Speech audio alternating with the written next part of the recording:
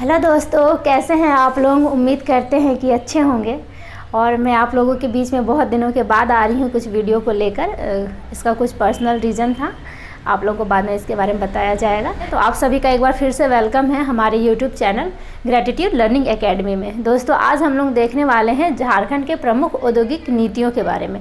देखिए दोस्तों, जैसा कि आप लोगों को पता है कि जेपीएससी का ये सिलेबस है और जेपीएससी का जो फॉर्म भराया जा चुका है 7 से लेकर 10th जेपीएससी का, और उसका एग्ज़ाम होने का जो चांसेस है वो अब लगभग सामने ही आने वाला है। और लग रहा है कि अगस्त या फिर सितंबर के महीने में एग्ज़ाम हो जाएगा।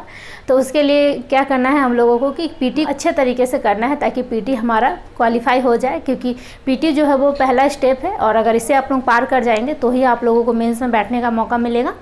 तो इस वजह से अभी हम लोग को जो ज़्यादा फोकस है वो पीटी एग्ज़ाम पे ही करना है, और ख़ास करके ज़्यादातर फोकस जो हमारा रहेगा वो झारखंड के सिलेबस पर रहेगा, क्योंकि जैसा कि आप लोगों को पता है कि झारखंड का जो सिलेबस है वो बहुत बड़ा है। पीटी के एग्ज़ाम में 2 पेपर का एग्ज़ाम है।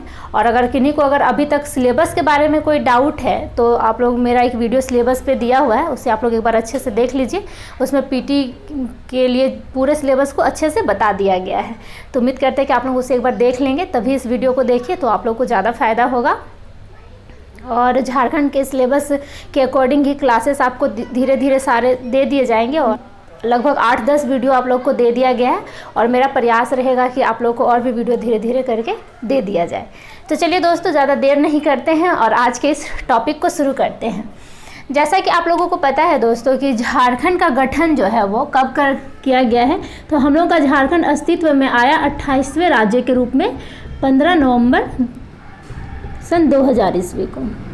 ठीक है, ये डेट बहुत ही इम्पॉर्टेंट है। ये डेट लगभग सभी लोगों को याद रहता है, लेकिन मेरा काम है बताना, तो मैं यहाँ पे बता रही हूँ। देखिए, इस दिन हमारा झारखंड अस्तित्व में आया, ठीक है, एक अलग राज्य के रूप में। और झारखंड अस्तित्व में आया तो साथ ही साथ झारखंड में जो झारखंड को आगे बढ़ाना, झारखंड का विकास करना, इसके लिए जिम्मेदारियाँ भी यहाँ पर आती गई। झारखंड जो है भारत का रूर प्रदेश है, और इसे रूर प्रदेश क्यों कहा जाता है, क्योंकि झारखंड में लगभग पूरे भारत की जितनी भी खनिज संपदा है उसके लगभग 40% खनिज संपदा जो है वो केवल अकेले जो है वो झारखंड राज्य के पास ही है। और इसमें मुख्य तौर पर कोयला, अब्रक, लोहा, तांबा और बहुत सारी चीज़ें हैं, जैसे कि यूरेनियम वगैरह, सभी कुछ यहाँ पे क्या है, उपलब्ध है। झारखंड की मिट्टी जो है दोस्तों वो ज़्यादा उपजाऊ नहीं है। क्यों? क्योंकि यहाँ पे खनिज जो है वो बहुत अधिक मात्रा में, और जिस मृदा में खनिज पाई जाती है वो मृदा जो है वो उपजाऊ थोड़ी कम होती है। तो इसके लिए क्या किया गया कि झारखंड में औद्योगिक विकास को किया गया। औद्योगिक विकास को क्यों किया गया? क्योंकि इतनी अधिक मात्रा में यहाँ पे खनिज संपदा है, तो इन खनिजों का सही तरीके से उसका उपयोग करके कुछ नए इंडस्ट्रीज़ वगैरह का विकास किया गया। तो सबसे पहला जो नीति लाया गया औद्योगिक नीति, वो हमारा जब झारखंड बना सन 2000 में, तो उसके 1 साल के बाद ही 2001 में हमारा पहला औद्योगिक नीति को लाया गया, झारखंड औद्योगिक नीति 2001। तो हम लोग देखते हैं कि इस नीति के अंतर्गत उद्देश्य क्या था, इसका लक्ष्य क्या था, और इससे हमें क्या क्या बेनिफिट मिला, हमारे झारखंड राज्य को क्या क्या बेनिफिट मिला। तो चलिए उसी को हम लोग यहाँ पे देखने का प्रयास करेंगे। इसके बाद हम लोग देखेंगे कि अगला जो औद्योगिक नीति 2012 में आया उसका क्या क्या लक्ष्य था, और उसका लक्ष्य का प्राप्ति हुआ या फिर नहीं हुआ, है ना। तो चलिए पहले हम लोग इसको अच्छे से देख लेते हैं। देखिए दोस्तों, इसका उद्देश्य क्या था, उपलब्ध संसाधनों एवं प्राकृतिक संसाधनों का प्रयोग करके 10% विकास दर। देखिए यहाँ पे ये जो 10% विकास दर है, इसे आप लोग इस पॉइंट को याद रखेंगे, ये इंपॉर्टेंट है, VVI है। तो इसमें लक्ष्य रखा गया कि जितने भी खनिज संपदा यहाँ पे हैं और जितने प्राकृतिक संसाधन हैं, इन संसाधनों का प्रयोग करके जो विकास दर है वो हमें कितना तक रखना है, 10% तक लेके चलना है। ठीक है, उसके बाद क्या दूसरा लक्ष्य ये था दोस्तों कि राज्य को घरेलू एवं विदेशी निवेश के अनुकूल बनाना। देखिए आप लोगों को पता होगा कि जब तक विदेशी पैसा नहीं आता है तो थोड़ा सा जो ग्रोथ होता है वो अच्छे से नहीं हो पाता है। विदेशी कंपनियां आती हैं तो यहाँ पे विदेशी मुद्रा का जो भंडार है वो भी बढ़ता है, और राज्य जो है वो देश के विकास में योगदान दे पाते हैं। तो झारखंड का भी राज्य का इस औद्योगिक नीति का यही मकसद था कि विदेशी और घरेलू पूंजी को यहाँ पे डालना और निवेशकों को आकर्षित करना। ठीक है, इसके लिए क्या किया गया दोस्तों कि ज़मीन जो है यहाँ पे जो भूमि है उसे 30 वर्ष के लीज या फिर वार्षिक किराए पर भूमि को उपलब्ध कराया जाना था। ठीक है, कितने वर्ष, इस वर्ष को ध्यान रखेंगे, कितने वर्षों के लिए, तो 30 वर्ष इसमें लक्ष्य रखा गया कि 30 वर्ष पर जो है वो भूमि को लीज पर दिया जाएगा या फिर उसे वार्षिक किराए पर दिया जाएगा। ठीक है दोस्तों, यहाँ तक उम्मीद करते हैं कि पॉइंट समझ में आ रहा होगा। और इसमें देखिए कितने स्तर पे उद्योगों का विकास करना था, तो त्रिस्तरीय उद्योगों का विकास, जैसे मेगा, मिनी और माइक्रो। ठीक है, मेगा स्तर पर, मिनी स्तर पर और माइक्रो स्तर पर जो है उद्योगों का विकास करना था। देखिए दोस्तों, जब उद्योग का विकास होता है तो आसपास जितने लोग रह रहे होते हैं उनमें बहुत सारी चीज़ों में परिवर्तन होता है। जैसे कि देखिए, सबसे पहला बात तो रोजगार से लोग जुड़ते हैं। ठीक है, रोजगार से लोग जुड़ते हैं, अगर रोजगार मिलता है तो उनका जो जीवन जीने का तरीका होता है उसमें परिवर्तन होता है, उनका जीवन का स्तर जो होता है वो ऊंचा उठता है। ठीक है, और लोग अच्छे से पढ़ाई कर पाते हैं और उनका जो स्किल जो है वो डेवलप होता है। चलिए देखिए दोस्तों, क्या था, राज्य के विभिन्न स्थानों पर मिनी विकास केंद्र की स्थापना करना। और देखिए, किसी बड़े स्तर पर अगर विकास को करना है तो उसके लिए क्या करना पड़ेगा, सबसे पहले छोटे छोटे स्तर पर विकास को करना पड़ेगा। तो इसी के लिए देखते हैं कि हम लोगों को झारखंड में किन किन जगहों पर मिनी स्तर पर विकास का जो लक्ष्य है वो रखा गया था। तो सबसे पहला जो था दोस्तों वो चाईबासा और गोड्डा में रेशम पार्क के लिए। देखिए दोस्तों, जो झारखंड का रेशम है, तसर रेशम, ये पूरे भारत में प्रसिद्ध है। ठीक है, और तसर रेशम का जो पूरे भारत में कुल उत्पादन का लगभग 60% उत्पादन जो है वो झारखंड राज्य में ही होता है। ठीक है, तो उसके बाद देखते हैं हम लोग रांची दुमका में फूड प्रोसेसिंग पार्क। तो फूड प्रोसेसिंग पार्क क्या होते हैं, इसके लिए जानने के लिए आप लोग को ये पता होना चाहिए कि वैसा जगह जहाँ पे जो बहुत सारे जो सब्जियां हैं या फिर फल हैं उन सभी को एक जगह पर लाकर उनके बहुत सारे जगहों पर उनका क्या करना है, फिर से वितरण वगैरह जो किया जाता है उसी को फूड प्रोसेसिंग पार्क कहते हैं। अभी आप लोग सुने होंगे कि बहुत सारे भारत के कई ऐसे राज्य हैं जहाँ पे फूड प्रोसेसिंग पार्क की स्थापना की जा रही है। ठीक है, उसके बाद अगला है दोस्तों कोडरमा में प्लास्टिक पार्क की स्थापना। ठीक है दोस्तों, और अभी करंट का भी एक टॉपिक है कि प्लास्टिक पार्क की स्थापना जो सबसे पहला किया जा रहा है झारखंड में वो देवघर में किया जा रहा है। आप लोग इसके बारे में सुने होंगे। नामकुम टाटीसिल्वे में इलेक्ट्रॉनिक पार्क की स्थापना। ठीक है, देखिए नामकुम का जो एरिया है वो रांची जिला के ही अंतर्गत आता है और ये जो एरिया है वो इंडस्ट्री के लिए बहुत ही अनुकूल जगह है। ठीक है, अगला है दोस्तों धनबाद में निर्यात प्रोत्साहन औद्योगिक पार्क की स्थापना करना। देखिए धनबाद को क्या कोयला नगरी के रूप में भी जाना जाता है ना, आप लोगों को पता होगा। और रांची जमशेदपुर में सॉफ्टवेयर पार्क, बायोटेक पार्क और हब्स की स्थापना करना। तो ये मिनी विकास केंद्र की स्थापना की बात यहाँ पे की गई थी। कब, तो औद्योगिक नीति 2001 में।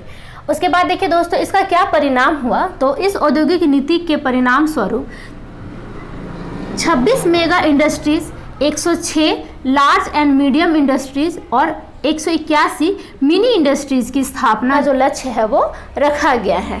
ठीक है दोस्तों, चलिए अब आगे हम लोग देखते हैं कि इसके बाद क्या हुआ।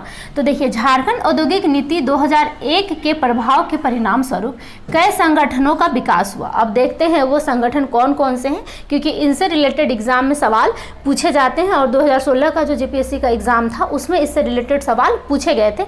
और ये जो टॉपिक है दोस्तों वो पीटी के ही टॉपिक के हिसाब से आप लोग को पढ़ाया जा रहा है। देखिए दोस्तों यहाँ पे जो भी चीज़ें लिखी गई हैं ये आपको बुक में भी लिखा हुआ मिल जाएगा, लेकिन आप बुक से पढ़ेंगे तो आपको याद शायद नहीं रहेगा। तो आप लोग अगर इस वीडियो को देख लेंगे तो वो लंबा सा टॉपिक भी छोटे छोटे पॉइंट में क्या हो जाएंगे, आपको हमेशा लंबे समय तक याद रह जाएंगे, है ना। चलिए, रांची औद्योगिक क्षेत्र विकास प्राधिकरण, जिसे RIADA के नाम से जानते हैं, Ranchi industrial area development authority. ठीक है, इसका फुल फॉर्म है। उसके बाद है आदित्यपुर औद्योगिक क्षेत्र विकास प्राधिकरण। बहुत सारे लोगों को पता होगा कि आदित्यपुर कहाँ है। आदित्यपुर जो है इंडस्ट्रियल एरिया है और ये जमशेदपुर में ही है। ठीक है, उसके बाद बोकारो औद्योगिक क्षेत्र विकास प्राधिकरण, फिर राज्य खादी बोर्ड। ठीक है दोस्तों, और है झारखंड औद्योगिक आधारभूत संरचना विकास कॉरपोरेशन और झारक्राफ्ट। देखिए दोस्तों झारक्राफ्ट जो है वो BBI है, इसके अंतर्गत बहुत सारे चीज़ों का जो है वो निर्माण किया जा रहा है झारखंड के अंतर्गत। ठीक है, अब उसके बाद कुछ इंपॉर्टेंट फैक्ट जो है इसमें उसको हम लोग देख लेते हैं। देखिए झारखंड राज्य भारत में कोकिंग कोल, देखिए दोस्तों ये प्रीवियस ईयर का पूछा हुआ सवाल है ठीक है, और यूरेनियम का एकमात्र उत्पादक राज्य है। देखिए यूरेनियम और जगहों पे कहीं कहीं पे जैसे कि आंध्र प्रदेश वगैरह में कहीं कहीं यूरेनियम प्राप्त होता है, लेकिन वो उत्पादन की दृष्टि से उतने अनुकूल नहीं है। लेकिन अगर कहीं पे उत्पादन किया जा रहा है किसी चीज़ का, देखिए एक होता है किसी चीज़ का मिलना, आपको कहीं पे मान लीजिए कि कहीं पे खुदाई किया और आपको सोना मिल गया, तो वो से आप उत्पादन की दृष्टि में काउंट नहीं कर सकते हैं, क्योंकि आप उसे वहाँ पे मशीनरी ये सब का प्रयोग करके जब उसका उत्पादन वहाँ से निकालना उसको शुरू करेंगे तो पता चलेगा आपको कि जितना का सोना नहीं निकला उससे ज़्यादा आपका खर्च हो गया, तो उसे हम लोग उत्पादन में काउंट नहीं करते हैं। उत्पादन में वैसे चीज़ों को काउंट किया जाता है कि जब उस पर आप सारे खर्च को करने के बाद, मशीनरी वगैरह सारा कुछ जो जितना भी मजदूरी वगैरह है सब कुछ को खर्च करने के बाद जो उत्पादन किया हुआ चीज़ है वो आपसे उसको प्रॉफिट उसमें ज़्यादा हो। ठीक है, तो झारखंड में यूरेनियम बहुत मतलब अच्छे खासे मात्रा में है। और ये कहाँ पे है, तो यूरेनियम की खानें झारखंड में जादूगोड़ा में है। ठीक है दोस्तों, आप लोगों को पता होगा, नहीं पता तो जान लीजिए। ठीक है, कोकिंग कोल और यूरेनियम का एकमात्र उत्पादक राज्य है झारखंड पूरे भारत में। ठीक है, इसलिए आप लोग देख लीजिए कितना इंपॉर्टेंट राज्य है हमारा झारखंड।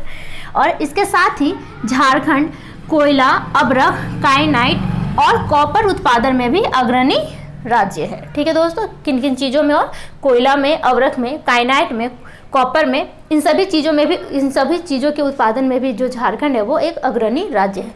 चलिए दोस्तों, इसके बाद हम लोग देखते हैं अगला औद्योगिक नीति। औद्योगिक नीति 2012 को हम लोग देखते हैं और देखते हैं कि इसका क्या उद्देश्य था और इसमें किन किन मुख्य बातों को रखा गया है। हम लोग ध्यान से उसे समझने का यहाँ पे प्रयास करेंगे। देखिए, यह नीति 1 अप्रैल 2011 से प्रभाव में आया और ये कब तक चला, तो 31 मार्च 2016 तक। और ये कितने वर्षों के लिए बनाया गया था, तो 5 वर्षों के लिए। जब औद्योगिक नीति 2001 जो था वो सफल हो गया तो उसी के आधार पर इसमें कुछ परिवर्तन करके और अगला नीति को लाया गया था। 5 वर्षों के लिए औद्योगिक नीति लागू थी।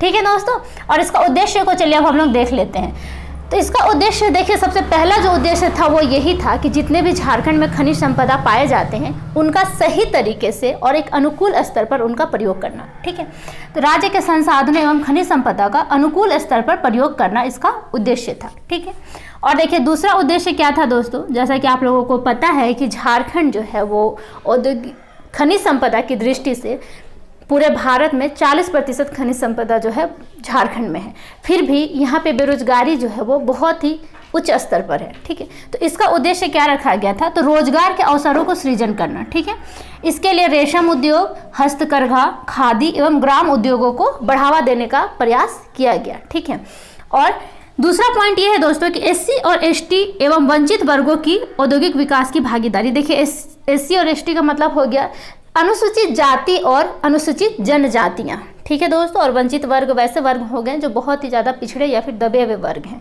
ठीक है, इन सभी को क्या करना था, औद्योगिक क्षेत्र से इनको भी जोड़ने का प्रयास किया जा रहा था। ठीक है, और अगला जो था दोस्तों वो था कि देखिए कहीं पे भी कोई इंडस्ट्री वगैरह अगर लगाई जाती हैं तो उसमें क्या होता है कि उससे जो पर्यावरण में प्रदूषण होता है वो बहुत अधिक मात्रा में होता है। तो इसमें यह लक्ष्य रखने का प्रयास किया गया कि वैसी औद्योगिक नीतियों को अपनाना जिससे पर्यावरण जो है वो कम प्रदूषित हो। ठीक है, इसके लिए दूसरे तरह के औद्योगिक क्षेत्र को विकास उसमें ज़्यादा करने का प्रयास किया गया, जैसे सूचना प्रौद्योगिकी, जैव प्रौद्योगिकी आदि में। ठीक है, ये सवाल बन सकता है कि इस प्रदूषण मुक्त वैसे कुछ औद्योगिक क्षेत्र बताइए जिनका विकास करने से जो पर्यावरण है उन्हें भी क्षति नहीं पहुंच सकती है। तो सूचना प्रौद्योगिकी भी आप उसमें लिख सकते हैं, जैव प्रौद्योगिकी, ये सभी इसके अंतर्गत आ जाएंगे। उसके बाद है दोस्तों निजी सरकारी भागीदारी। ठीक है, निजी सरकारी भागीदारी का मतलब हो गया PPP, पब्लिक प्राइवेट पार्टनरशिप। ठीक है, और अभी वर्तमान समय में ऐसा समय है कि बहुत सारे राज्य और अधिकतर भारत में जितने भी बड़े बड़े कार्य जो किए जाते हैं वो इसी PPP मॉडल पे ही किए जाते हैं। इसमें क्या होता है कि निजी क्षेत्र और सरकारी क्षेत्र दोनों मिलकर ही साथ में काम को करते हैं। ठीक है, तो इसमें भी PPP मोड पे काम करने का प्रयास यहाँ पे भी झारखंड में करने का किया गया।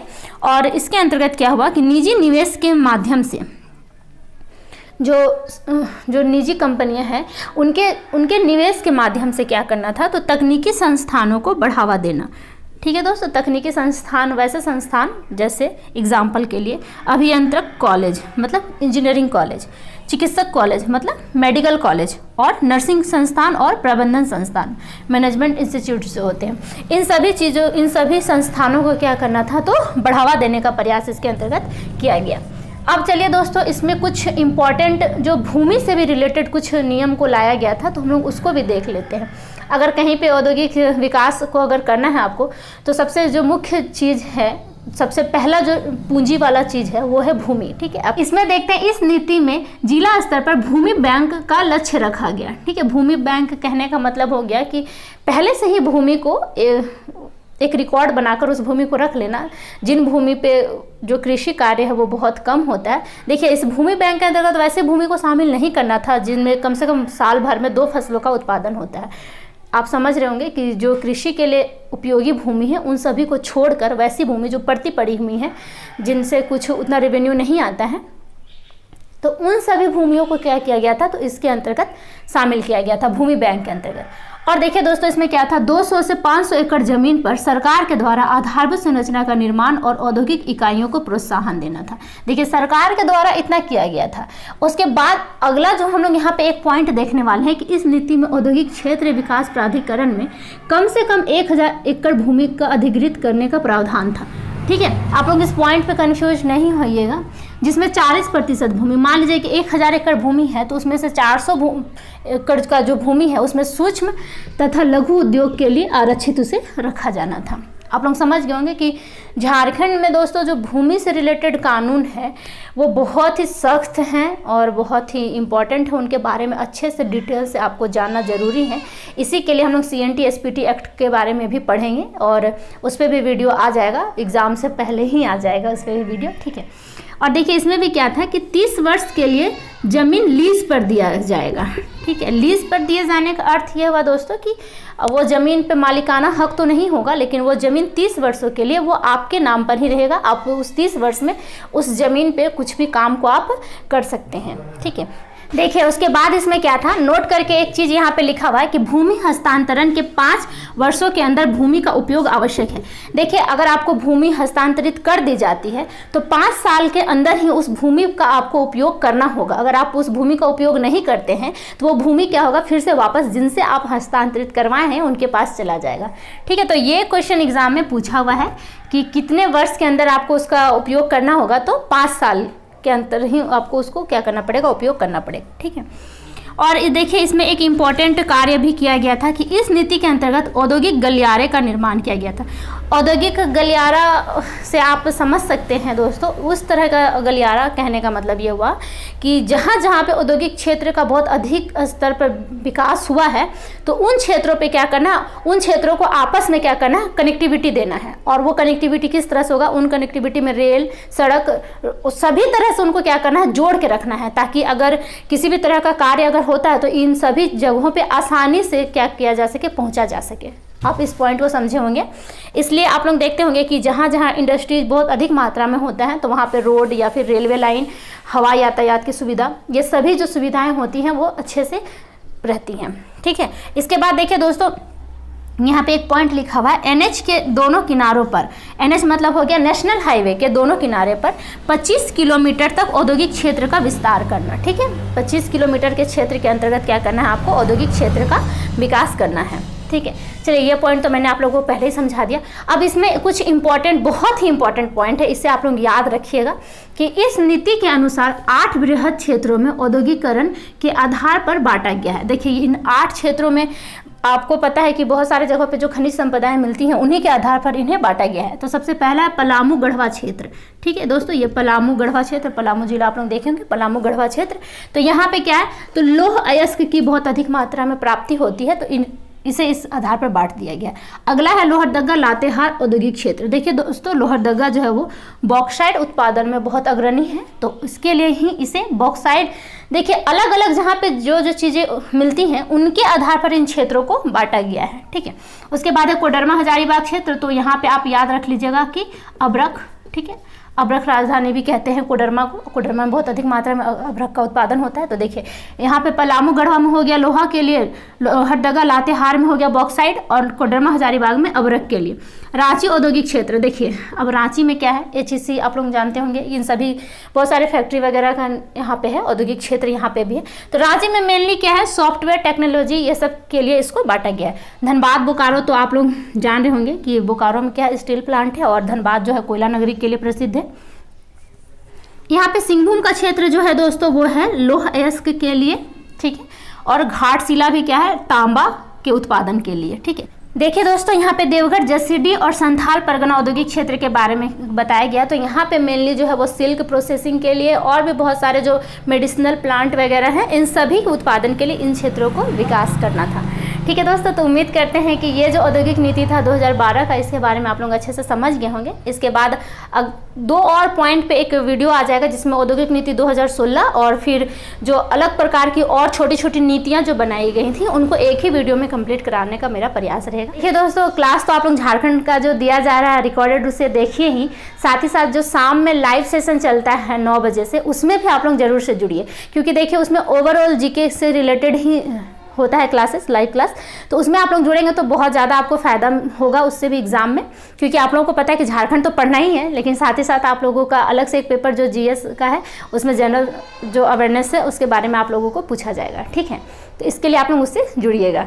तो उम्मीद करते हैं दोस्तों कि आप लोग समझ गए होंगे यहाँ तक सारे पॉइंट को। और चलिए फिर मिलते हैं कुछ नए इंपॉर्टेंट टॉपिक के साथ अगले क्लास में। तब तक के लिए अपना ध्यान रखिएगा। धन्यवाद।